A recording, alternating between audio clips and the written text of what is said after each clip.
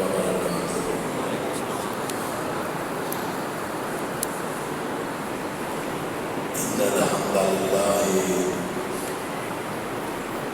إن الحمد لله نحمده ونستعينه ونستغفره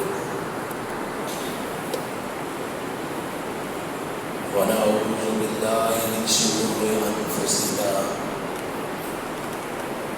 ومن سيئات أعمالنا. من يهده الله فلا مضل له ومن يضلل فلا هادي له.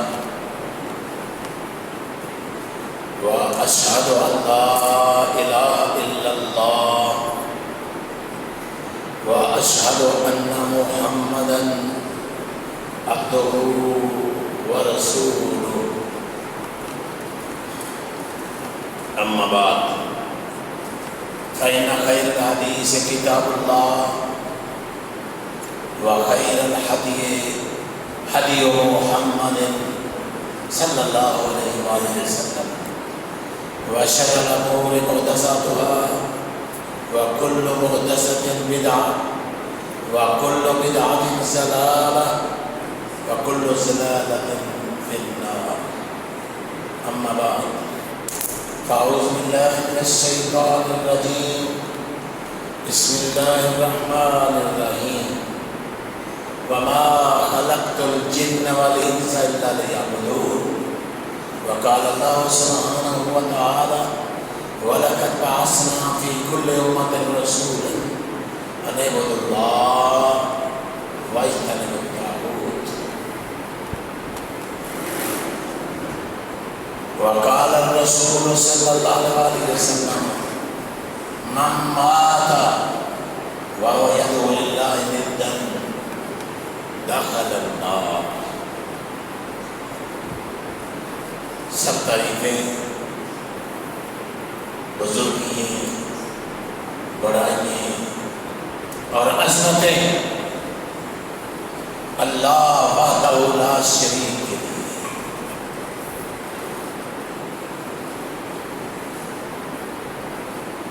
جس کے علاوہ اس کائنات میں کوئی الہ نہیں ہے، جس کے علاوہ کسی کی پوجا نہیں کی جا سکتی، کسی کی عبادت نہیں کی جا سکتی، جس کے علاوہ کسی کے سامنے سر نہیں جھکایا جا سکتا. اور اگر کوئی وہ ذات ہے اللہ اکبر الحاکمین کی ذات ہے، اور ہم اسی اللہ اکبر الحاکمین کی عبادت کرتے ہیں.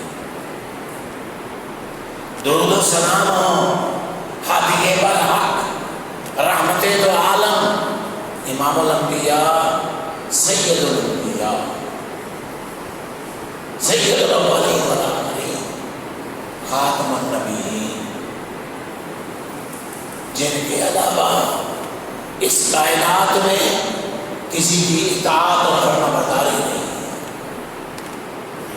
اور مسلمانوں کا یہ عقیدہ اور ایمان ہے اللہ کے پیغمبر صلی اللہ علیہ وسلم کے بعد اگر کوئی کسی اور کو نبی مانے گا وہ بھی دار اسلام سے خارج. اللہ کے پیغمبر جناب رسول اللہ صلی اللہ علیہ وسلم کے ارشادات کو چھوڑ کر کسی اور کی بات مانے گا وہ بھی دین سے خارج.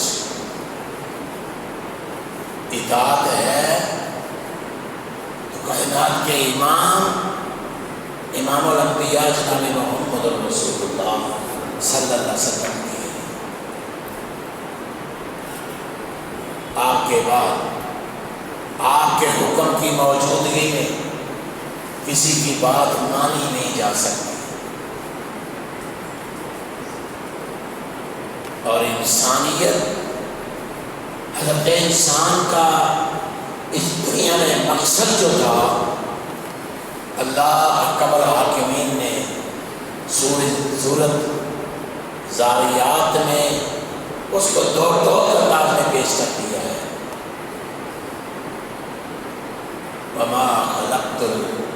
الجن والانس الا لیعبدون۔ اگر کوئی انسان اپنا مقصد اس دنیا میں آنے کا کوئی اور سمجھتا ہے اور دنیا کے لعب و لعب میں وہ شریک ہو جاتا ہے اور گم ہو جاتا ہے اور اللہ کی عبادت کو چھوڑ دیتا ہے، سمجھ لو کہ وہ انسان نہیں ہے، وہ حیوان ہے۔ اللہ نے خود قرآن پاک میں اس بات کو واضح کر دیا ہے کہ فرمایا کالانعام بل ہم اضل۔ اس کا مطلب آپ سمجھتے ہیں؟ وہ جانور ہیں، جانوروں سے بھی بدتر ہے۔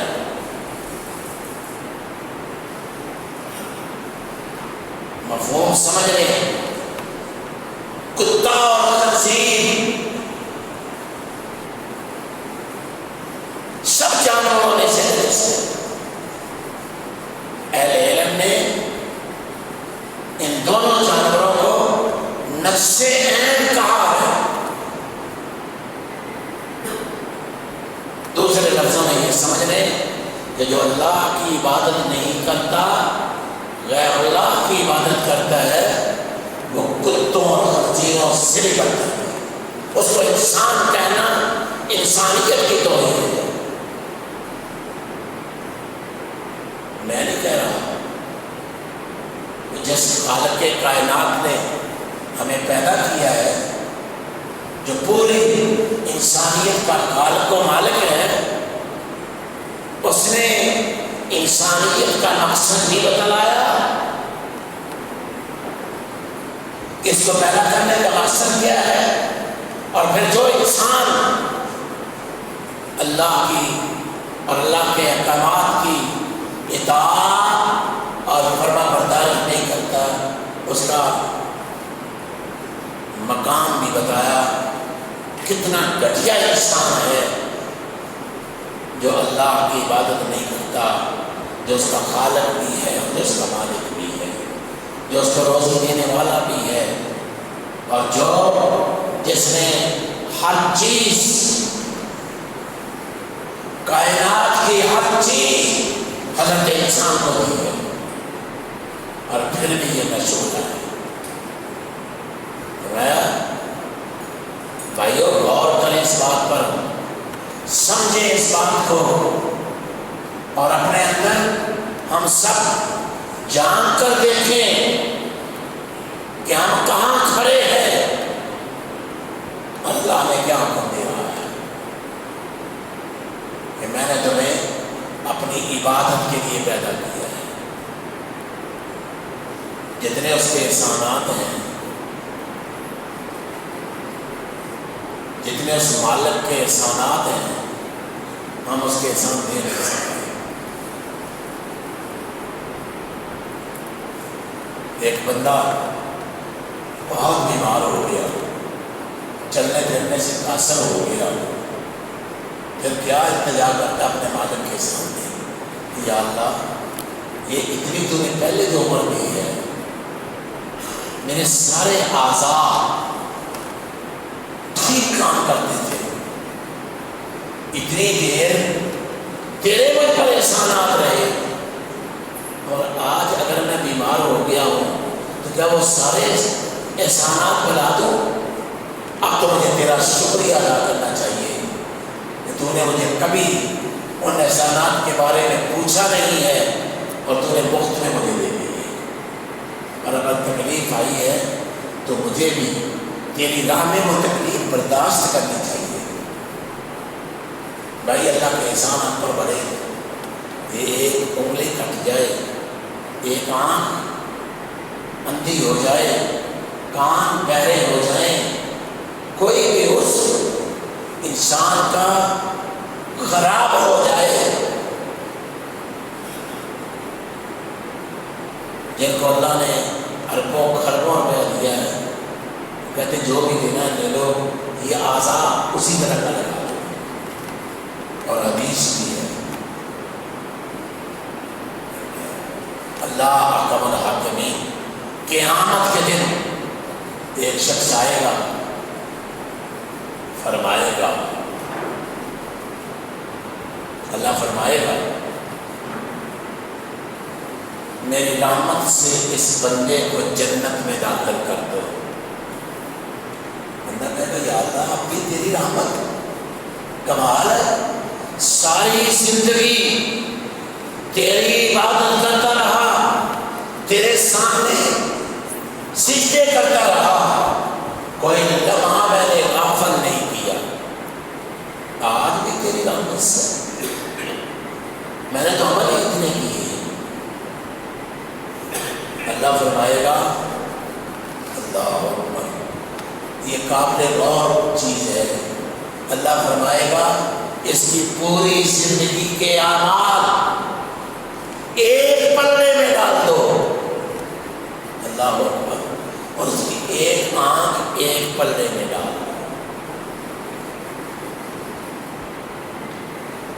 وہ نیکیوں والا پلڑا، ہم تو 2 نمازیں پڑھ لیتے ہیں، بڑا فخر کرنے لگ جاتے ہیں، بڑا احسان ہمارا اللہ پر۔ ہمارا اللہ پر احسان نہیں ہے، یہ اللہ کی توفیق ہے کہ 5 وقت اس نے ہمیں اپنے حضور جھکنے کی توفیق دی ہے۔ اسی لیے تو ہر نماز میں ہم کہتے ہیں اہدنا الصراط المستقیم، یا اللہ سیدھی راہ دکھاتی ہے۔ اگر یہ بھی توفیق نہ تو دیتا تو ہم تیرا کیا کر سکتے تھے؟ یا اللہ لوگ پتھروں کو پوج رہے ہیں، دیویوں کو پوج رہے ہیں، نہ جانے، میں نام نہیں لیتا، نہ جانے کس کس کی لوگ عبادت کرتے ہیں۔ اللہ تیرا کروڑ کروڑ شکر ہے، تو نے ہمیں اپنی عبادت کرنے کی توفیق دی ہے۔ اللہ تیرا کروڑ کروڑ شکر ہے، تو نے ہمیں اس کائنات میں رہنما امام الانبیاء سید الاولین والآخرین چن کر عطا فرمائے۔ یہ اللہ کے ہم پر بڑے احسان ہیں، اور اللہ قیامت کے دن کہے گا بندے ہر نعمت دی تھی تو اس سے میں نے ایک ہی چیز مانگی تھی، باقی ساری دنیا میں نے تیرے لیے بنائی تھی، ہر نعمت تیرے لیے پیدا کی، اور جس کو ہم گر نہیں سکتے۔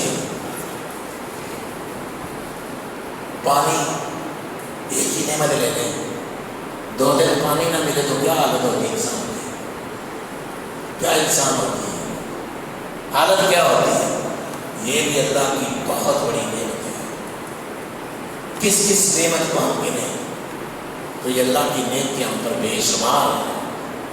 تو وہ کہے گا یا اللہ آپ کی تیری رحمت سے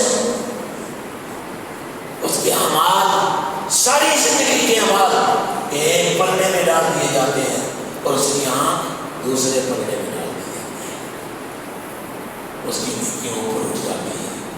اللہ فرمائے گا وہ اللہ کے بندے تو میری ایک نعمت کا شان زندگی شکریہ ادا نہیں کر سکا، ایک نعمت کا ساری زندگی شکریہ ادا نہیں کر سکا۔ ابھی تو کہتا ہے میں نے اپنے عملوں سے جنت میں جانا ہے، فرشتوں سے کہے گا اسے ہوتے منہ کر کے جہنم میں بیٹھ دو۔ یہ دماغ جو اللہ نے دیا ہے یہ کتنی بڑی نعمت ہے۔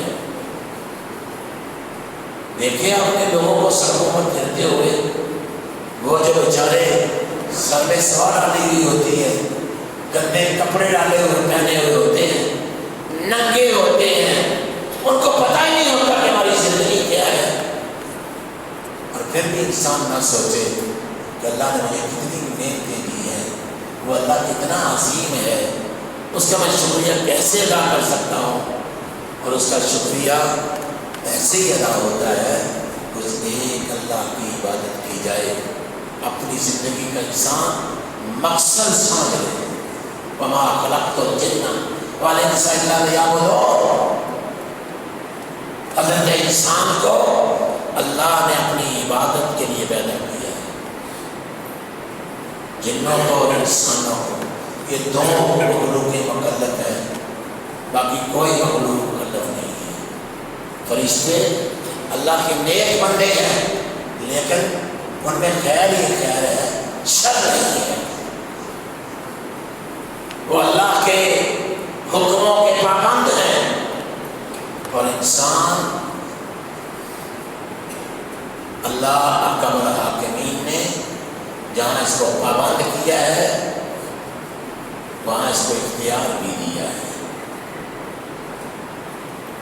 شریع ارادہ شریعہ تکلیفیہ، یہ عبادت جو ہے عبادت، یہ ارادہ شریعہ تکلیفیہ ہے. کیا مطلب ہے اس کا؟ شریعت یہ کہتی ہے کہ اللہ کے سوا عبادت کسی کی نہیں ہے. کتنے لوگ قبروں کی پوجا کر رہے ہیں، کتنی قبریں پاکستان میں جن کی پوجا ہو رہی ہے، اور یا بھی اللہ کے ولیوں کی عقیدت میں وہاں چڑھاوے چڑھائے جاتے ہیں، منتیں مانگی جاتی ہیں. کوئی دو چار انسان ہے، لاکھوں نہیں کروڑوں انسان صرف پاکستان میں ہیں، اور پوری دنیا میں تو پتہ نہیں کتنے ہوں گے. کتنے ہی بت ہیں اور دیوی ہیں اور جانور ہیں جن کی پوجا کی جا رہی ہے. کوئی گائے کی پوجا کر رہا ہے تو کوئی گھوڑے کی پوجا کر رہا ہے، اور اس کو عبادت سمجھ رہا ہے اور اس سے مانگ رہا ہے. اسے پتہ نہیں کیا درجہ دے رہا ہے. اس کو فکر نہیں ہے کہ میں یہ کیا کر رہا ہوں، میں کدھر جا رہا ہوں. کیا اللہ اور اس کے رسول نے مجھے یہ حکم دیا تھا؟ کیا پیغمبر اسلام نبی رحمت جناب رسول اللہ صلی اللہ علیہ وسلم نے کبھی زندگی میں کسی جانور کی عبادت کی ہو، اس کو کرنے والا سمجھا ہو کہ یہ اس کے پاس ہی میری شفا بھی ہے اور یہی مجھے دینے والا ہے؟ کسی قبر کے سامنے آپ جا کے جھکے ہو، یا کوئی نبی یا کوئی ولی، یہ قبروں پر جا کر چلے کاٹنا حرام ہے بھائی. مجھے اولیاء کی قبروں میں اس نے اتنے چلے کاٹے، اتنے چلے کاٹے. قبروں کا مقصد کیا بتایا ہے؟ یہ حدیث نبی کریم صلی اللہ علیہ وسلم کی وفات سے 4-5 دن پہلے ہوئی ہے. رأيتكم من زيارة القبور فزوروها فإنها تذكر الموت. اور جو حدیث آپ کی 4-5 دن پہلے کی تھی وہ یہ فرمایا لعن اللہ اليہود والنصارى اتخذوا قبور انبیاء مساجدا. جو ہمیں یہ بتایا جاتا ہے نا، یہ صحیح ترین روایت ہے. ہمیں جو بتایا جاتا ہے نا، وہ تو بتوں کی پوجا کرتے تھے. بتوں کو کہا گیا ہے، ولیوں کے بارے میں نہیں کہا گیا. یہاں اللہ کے پیغمبر صلی اللہ علیہ وسلم نے نبیوں کے بارے میں فرمایا ہے، اولیاء کے بارے میں نہیں. فرق سمجھے نا نبی کا اور ولی کا. نبی اور رسول اللہ کے حکم پر معین دیکھو ان الہوا الہوا الہوا. نبی اور ولی اللہ کے حکم جب تک نہ آئے کوئی بات نہیں کرتے. ہر کام اللہ کے حکم کے مطابق ہوتا ہے. اور اگر کبھی نبی سے ایسا فعل سرزد ہو جائے جو اللہ کو ناپسند ہو، اللہ فوراً اپنے پیغمبر کی طرف وحی کر دیتا ہے. اس لیے وہ حدیث قولی اور فعلی دو حدیثوں کو آپ جانتے ہیں نا. قولی حدیث وہ ہے جو میرے پیارے پیغمبر نبی رحمت امام کائنات امام الانبیاء جناب رسول اللہ صلی اللہ علیہ وسلم کی زبان اندر سے بات نکلی ہے. اور فعلی وہ ہے جو آپ نے کر کے دکھایا ہے. اور تقریری کیا ہے بھائی؟ جو آپ کے کے سامنے کام کیا گیا اور آپ نے اس شخص کو منع نہیں کیا. یہ بھی وما ینطق عن الہویٰ ان هو الا وحی یوحیٰ ہے کہ اللہ کے پیغمبر صلی اللہ علیہ وسلم نے اس پر خاموشی اختیار فرمائی. فجر کی سنتیں ہر نفل فجر کے بعد پڑھنا سورج نکلنے تک ممنوع ہے کہ نہیں؟ نفل نہیں کوئی بھی ادا کر سکتے. اگر جو بعض چیزوں میں بعض اہل علم کا اختلاف ہے، مثلا تحیۃ المسجد جو ہے وہ کہتے ہیں یہ سنوی نماز ہے، لیکن صحیح بات پہلی ہی ہے کیونکہ نفلی عبادت ہے، بچنا چاہیے. لیکن فجر کی سنتیں ایک شخص نے اللہ کے پیغمبر نبی رحمت جناب رسول اللہ صلی اللہ علیہ وسلم کے سامنے نماز فجر ختم ہونے کے فوراً بعد ادا کی اور آپ نے اسے منع نہ فرمایا اور آپ نے اس پر خاموشی اختیار فرمائی. اور یہ صحیح بخاری کی روایت ہے. لیکن جس سے آپ نے منع کیا ہے وہ ہم کرتے ہیں. جماعت کھڑی ہے اور بندہ آ کے جناب سننے شروع کر دی ہے. وہ جس سپیڈ سے پڑھتا ہے نا پھر علمان الحافظ اس کو نہیں پتہ چل رہا ہے وہ کیا پڑھ رہا ہے، سجدہ کیا ہے. پھر اللہ کے نبی صلی اللہ علیہ وسلم نے روک دیا ہے. لا صلاۃ لعنت جنس کا ہے. اور میں جب فرضی نماز کھڑی ہو تو کوئی نماز ہی نہیں ہے. اس سے بڑھ کر کو بات ہو سکتی ہے؟ بھئی آپ میں سے کوئی یہ بات سمجھتا یا کہے گا کہ یا کوئی حدیث ہے کہ اللہ کے پیغمبر صلی اللہ علیہ وسلم نے یہ فرمایا ہو چلو کوئی نہیں جماعت کھڑی ہو جائے تو فٹافٹ 200 روزے پڑھ لیا کرو. آپ نے منع کیا بھائی، آپ نے منع کیا ہے. اور یہ مولوی جو باجی مولوی جو جس کے دل میں پسند آتی وہ بات مان لیتا وہ چیز مانتا. یہ ایک بہت بڑا دھوکہ اور بہت بڑا چکما دیا جاتا ہے. اور اللہ کے میں حقیقت بیان کرنے لگا ہوں. اللہ کے پیغمبر نبی رحمت جناب رسول اللہ صلی اللہ علیہ وسلم کے فرامین سے انسانوں کو دور کیا جاتا ہے. بھئی اس میں سوچنے والی بات کیا ہے؟ اس میں فرقے بندی کی کیا بات ہے؟ جھگڑے کی کیا بات ہے؟ جس کے لیے تم جھگڑا کر رہے ہو امام ابو حنیفہ رحمۃ اللہ علیہ کے لیے کہ وہ اجازت دیتے تھے پڑھنے کی، اس نے تو یہ کہہ دیا ہے اذا جاء صاحب الحدیث وهو مذهبی، جب صحیح حدیث آ جائے پیغمبر اسلام نبی رحمت امام الانبیاء جناب رسول اللہ صلی اللہ علیہ وسلم کا فرمان آ جائے تو وہی میری وہی بات ہے. بات ہی ختم ہوگی بھائی. تو برکت یہ عبادت کل اسم جامع، عبادت ہے کیا؟ کل اسم جامع لما یحبہ اللہ ویرضاہ من الاقوال والاعمال الظاہرۃ والباطنہ. یہ عبادت ہے. اہل علم نے کہا ہے کل اسم جامع.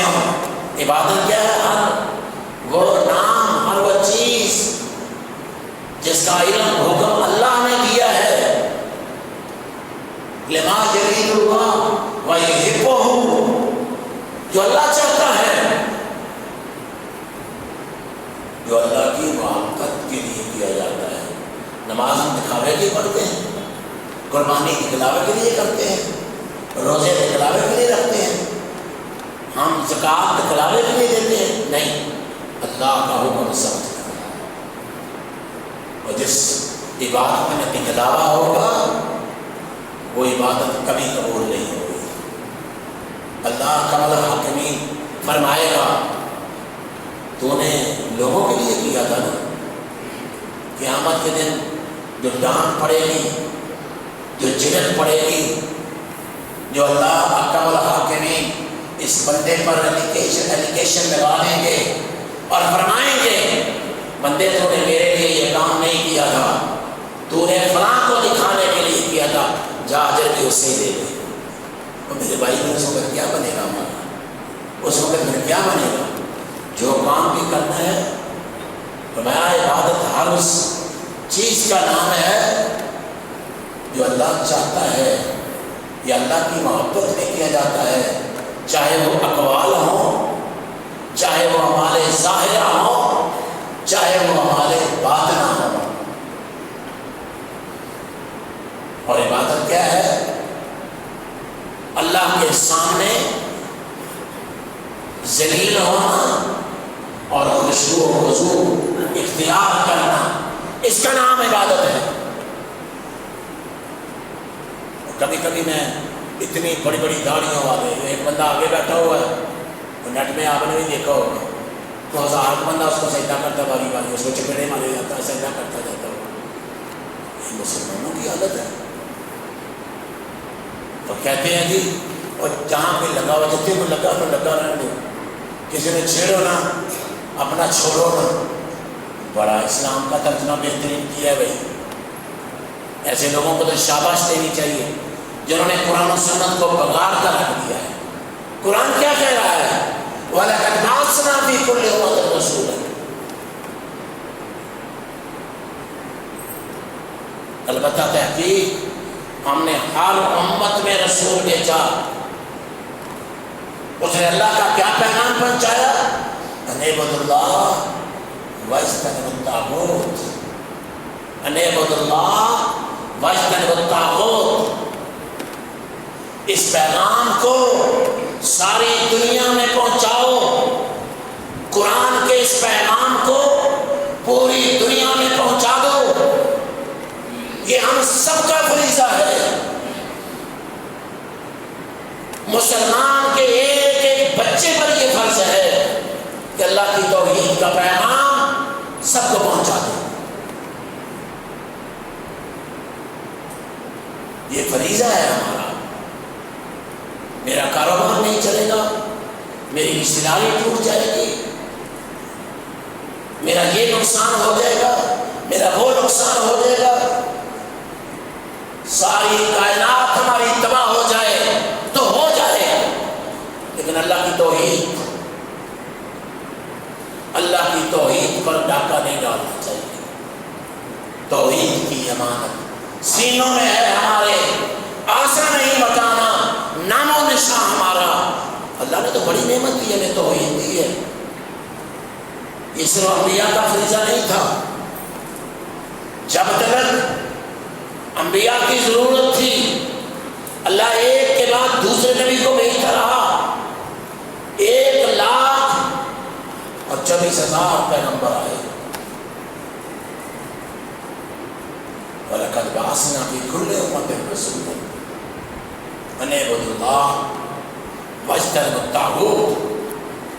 ایک اللہ کی عبادت کرو اور طاغوت سے بچو.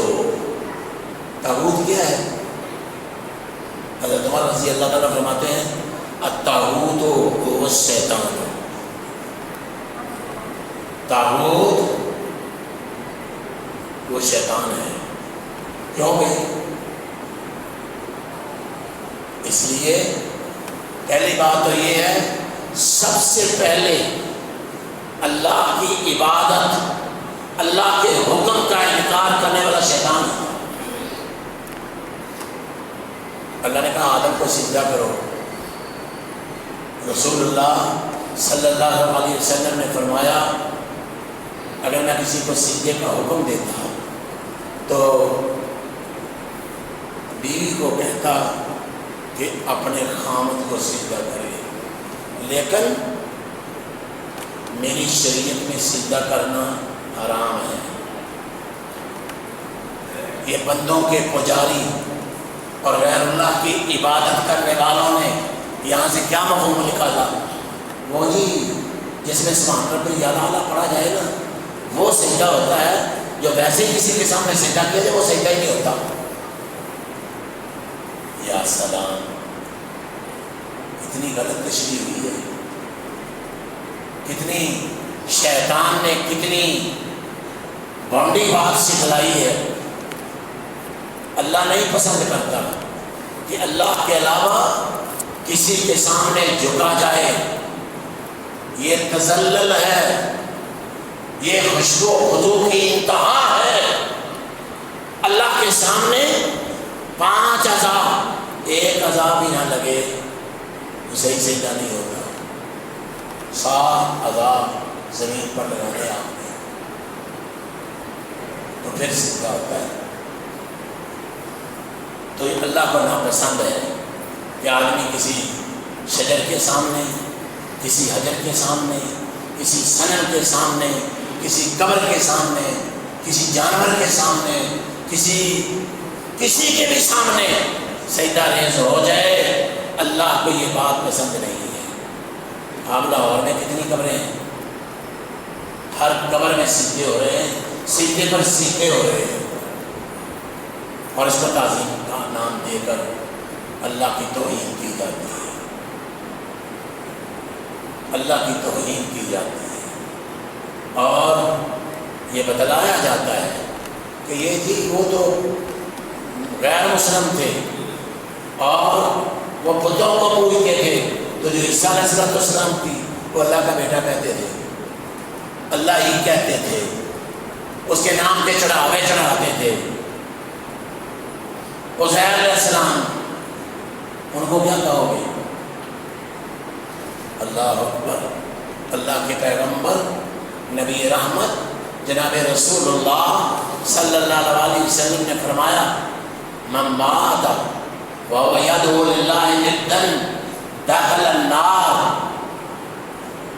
صحیح مسلم کی روایت ہے، جو اس حالت میں مر گیا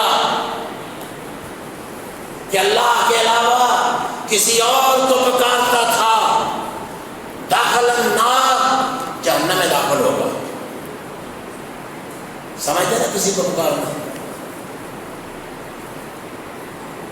پتہ نہیں ہو کیا، مجھے تو پتہ نہیں، یا غوث اعظم فلاں کر دے، میری بگڑی بنا دے، کسی کو شاید اللہ، کوئی کچھ کہہ رہا ہے، ان کے نام کے چڑھاوے چل رہے ہیں، حلوے مانڈے پکائے جاتے ہیں، قبروں پر جا کر ذبیحے کیے جاتے ہیں، قبروں پر جا کر بکرے کی ذبح کرتے ہیں، قبروں پر دیگیں بانٹی جا رہی ہیں۔ وہ لوگ چھوڑ دیں انبیاء کو، بھئی انبیاء کی قبریں کہاں ہیں؟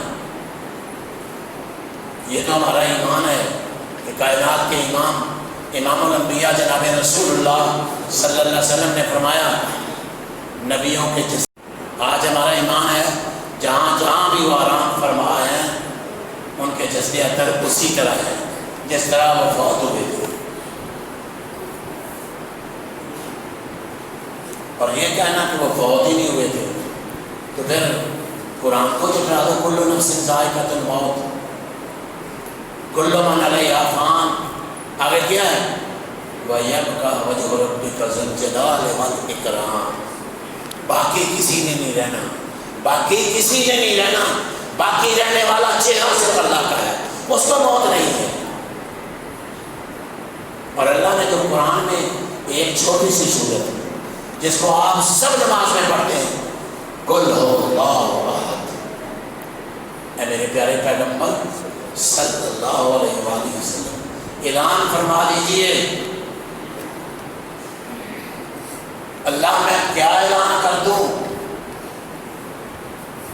میرے پیغمبر کائنات میں آنے والے قیامت تک لوگ، آنے والے لوگوں کو بتلا دو اللہ احد، اللہ اکیلا ہی ہے، نہ اس کا کوئی بیٹا ہے، نہ اس کا کوئی ساتھی ہے، نہ اس کا کوئی سر ہے، نہ اس کا کوئی مقابل ہے، وہ وحدہ لا شریک ہے، اس کے مقابل کوئی نہیں ہے، لم یلد، اس کو کسی نے نہیں جنا، ولم یولد، اور اس نے کسی کو نہیں جنا، نہ وہ کسی سے ہے نہ اس سے کوئی ہے۔ تو عیسیٰ علیہ السلام لوگ اللہ کا بیٹا کہتے ہیں، تینوں کا تیسرا کہتے ہیں، یا کہتے ہیں ہے ہی وہ الہ، آسمانوں پر بھی وہی، وہ زمین پر آ گیا، یا کہتے ہیں اس کا بیٹا ہے۔ مریم علیہ السلام کو بھی اللہ کی نعوذ باللہ بیوی کہتے ہیں، تو وہ بھی الہ ہے۔ عزیر علیہ السلام کو وہ کہیں تو کافر، اگر ہم کہیں کہ اللہ کے نور میں سے نور ہے تو مسلمان کے مسلمان۔ نور میں نور اللہ، کوئی غور نہیں کرتا، کوئی نہیں سمجھنے کی کوشش کرتا کہ اللہ پر اتنا بڑا بہتان ہے، کائنات کے امام الانبیاء پر اتنا بڑا بہتان ہے۔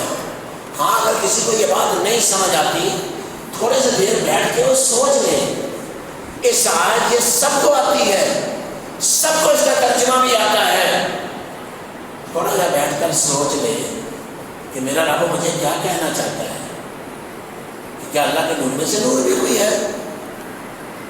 اللہ سے کوئی چیز ہے یا اللہ کسی سے ہے؟ آگے آ رہا ہے بل عباد مکرمون۔ مکہ والے کیا کہتے تھے؟ انشاءاللہ اس کی تشریح تو انگلش میں ہی ہوگی۔ مکہ والے کہتے تھے فرشتے اللہ کی بیٹی ہیں۔ اللہ فرماتا ہے خود اپنے لیے بیٹے پسند کرتے ہیں اور میرے لیے بیٹی پسند کر رہے ہیں، توف ہے تم پر، لعنت ہے تم پر۔ یہاں مسلمانوں میں نعوذ باللہ ایسا ہے کہ اگر بیٹی پیدا ہو جائے نا، بتانے کی ضرورت، بتانے کی اور کوئی ہمت نہیں ہوتی کہ میرے یہاں بیٹی پیدا ہوئی ہے، نعوذ باللہ، شرم محسوس کرتا ہے انسان۔ یہ شرم کی بات نہیں ہے، یہ خوشی کی بات ہے۔ بیٹی اللہ کا تحفہ ہے، یہ بیٹی سے نسل انسانی اللہ نے قائم کی ہے، مرد اور عورت کے ذریعے۔ اگر بیٹی نہ ہوتی تو اولاد بھی نہ ہوتی۔ یہ اللہ کی بہت بڑی نعمت ہے۔ اور دوسرے زاویے سے بھی آپ سوچ لیں، سب بیٹیاں والے ہیں ہم، جتنی بیٹی فرما بردار اور باپ کی خدمت گزار ہوتی ہے نا، بیٹا اتنا نہیں ہوتا۔ یہ اللہ کی نعمت ہے۔ تو وہ کہتے تھے یہ فرشتے اللہ کی بیٹیاں ہیں۔ یہ انشاءاللہ ساری باتیں آگے آئیں گی کہ قرآن میں اللہ نے جگہ جگہ کس طرح ان لوگوں کی ترتیب کی ہے۔ فرمایا وَلَقَدْ بَعَثْنَا فِي كُلِّ أُمَّةٍ رَسُولًا، ہم نے ہر امت میں رسول بھیجا۔ وظیفہ کیا تھا؟ کس لیے بھیجا؟ اس نے پیغام کیا دیا؟ اَنِ اعْبُدُوا اللَّهَ وَاجْتَنِبُوا الطَّاغُوتَ، اللہ کی عبادت کرو اور طاغوت سے بچو۔ تو میں عرض کر رہا تھا حضرت عمر فاروق رضی اللہ تعالیٰ عنہ، آج مجھے کئی دنوں سے بار بار میرے ذہن میں بات آ رہی ہے اور دماغی طور پر مجھے بڑی، جس کو کہنا نا ایک تکلیف ہو رہی ہے کہ قطاروں قطار لوگ بیٹھے ہوئے ہیں، جبے اور کبے پہنے ہوئے ہیں، کہتے ہیں ہم اس بل کو نہیں مانتے، ہم تو ابو بکر و عمر و عثمان کو کافر سمجھتے ہیں، نعوذ باللہ من ذالک، ہم تو ان کو خلیفہ ہی نہیں مانتے، ہم تو ان کو غاصب سمجھتے ہیں۔ وہ لکھنے والے نے اوپر فقرہ لکھا تھا کہ بلی تھیلے سے باہر نکل آئی۔ شرم کرو کہ شیعہ سنی بھائی بھائی کہنے والے، شرم کرو۔ کوئی باپ کو گالی دے نا، باپ کو کہتا ہے میں اس کو چیر دوں، اللہ کی قسم ہے ہمارے نزدیک ابو بکر و عمر و عثمان و علی، ہم چوتھے کا بھی نام لیتے ہیں، وہ بھی ہمارے دلوں کی دھڑکن اور ہمارے محبوب ہیں۔ ہم ان سے اتنی محبت کرتے ہیں جتنی پہلے تینوں سے کرتے ہیں۔ ٹھیک ہے، درجات کس نے دیے ہیں؟ اللہ اور اس کے رسول نے، لیکن ان کا درجہ بھی ہم کم نہیں سمجھتے۔ چوتھا درجہ ان کا ہے صحابہ نے اس میں، لیکن ہمارا ایمان یہ ہے اس سے آگے 1,24,000 پیغمبروں کے بعد اگر اس کائنات میں سب سے بڑے ولی اور سب سے زیادہ اللہ کے محبوب اور سب سے زیادہ نیک اگر کوئی تھے تو ابو بکر و عمر و عثمان غنی تھے، اور پھر صحابہ کی جماعت تھی جن کی تربیت کائنات کے امام الانبیاء جناب محمد رسول اللہ صلی اللہ علیہ وسلم نے کی۔ بڑے لمبے لمبے درس دیے جاتے ہیں، فلاں ہے فلاں صاحب کو برا کہا، فلاں ہے، ہم کہتے ہیں برا تو کیا ہو گیا، ہم کہتے ہیں جو بھی ان کو برا کہتا ہے ان پر اللہ کی لعنت ہے۔ کمال ہے یار، ہمارے لیے نیشنل پروگرام آرڈر کوئی نہیں ہے، اور ہم پر اس ساری پابندی ہے کہ ہمارے محبوب ترین لوگوں کو تم ہمارے سامنے گالیاں دو، ہم نہیں برداشت کرتے، ہم نہیں برداشت کرتے یہ گالیاں، ہم سے نہیں برداشت ہو سکتی۔ ہم کہتے ہیں کہ ان کو لگام دے دو، یہی تو بل پیش ہوا ہے، کسی کو کوئی گالی نہ دے، اور اللہ کہتا ہے اگر تم کسی کے معبود کو جو معبودان باطل ہیں ان کو گالی دو گے تو وہ تمہارے حقیقی معبود اللہ کو گالی دے گے۔ ہم تو کسی کو گالی نہیں دیتے، وہ اہل بیت ہمارے دلوں کی دھڑکن، ہمارے ایمان کی نشانی، ہمارے ایمان کا حصہ ہے، حصہ۔ اہل بیت سے جو محبت نہیں کرتا ہم اسے مسلمان نہیں سمجھتے۔ اللہ کے بندو کیا تم سمجھتے ہو؟ لیکن تم گالیاں دو ہمارے محبوبوں کو، ہمارے کائنات میں سب سے اعلیٰ لوگوں کو، تو تمہیں یہ زیب نہیں دیتا۔ تو انشاءاللہ وَلَقَدْ بَعَثْنَا فِي كُلِّ أُمَّةٍ رَسُولًا أَنِ اعْبُدُوا اللَّهَ وَمَا أَرْسَلْنَا مِن رَّسُولٍ إِلَّا نُوحِي إِلَيْهِ أَنَّهُ لَا إِلَٰهَ إِلَّا أَنَا فَاعْبُدُونِ۔ انشاءاللہ اس کی تشریح، یہ ساری آگے توحید کی باتیں، آپ ہی ذرا جلدی آ جا کریں، آپ سے درخواست ہے، ویسے درخواست ہے آپ سے، یہ جمعے کا ایک دن ہوتا ہے بھائی، ایک جمعے کا نہیں ہوتا ہے، ہمیں کاروبار میں فرصت نہیں ہے، جتنے دن یہ 4 مہینے ہم فارغ رہے نا، سونے سے ہمیں فرصت نہیں تھی۔ قرآن پھر بھی ہم نے کھول کر نہیں پڑھا، اور قرآن پڑھیں گے تو عقدے حل ہوں گے، سینے صاف ہوں گے۔ افلا یتدبرون القرآن ام علی قلوب اقفالها، یہ جنگلے، یہ تالے جو لگے ہوئے دنوں پر، یہ قرآن پڑھنے سے کھلیں گے، اور اللہ کے پیغمبر صلی اللہ علیہ وسلم کی حدیث پڑھنے سے کھلیں گے۔ اللہ نے کتاب و سنت کی طرف مائل بھی کر دے، اور قرآن و سنت کی ہمیں اللہ تعالیٰ توفیق بھی دے دے۔ اے اللہ اس تعصب کو، بغض کو، کینے کو ہم سے دور کر دے، اور ہمارے سینوں کو کھول دے۔ سب مسلمانوں کا احترام، جو مسلمان ہیں ان کا احترام اور ان سے محبت کرنے کی توفیق عطا فرما دے۔